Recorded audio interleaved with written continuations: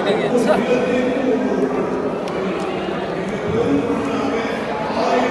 ஒவ்வொரு எழுத்தும் முத்தா எழுதியிருக்காங்க.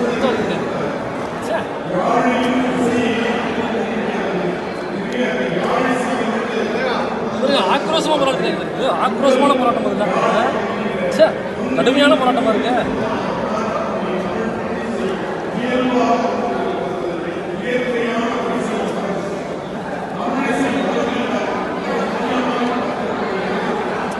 இதுதான் நம்ம போராட்டத்திலே ரொம்ப முக்கியமாக நம்ம கவனிக்க வேண்டிய பகுதி.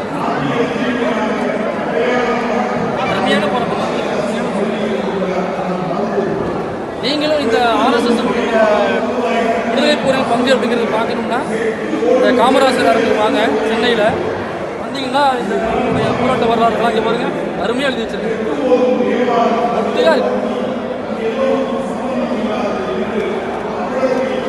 வந்தீங்கன்னா நிறைய படிக்கலாம். இதெல்லாம் யாருமே போராடாத ஒரு போராட்டம், வித்தியாசமான போராட்டம்.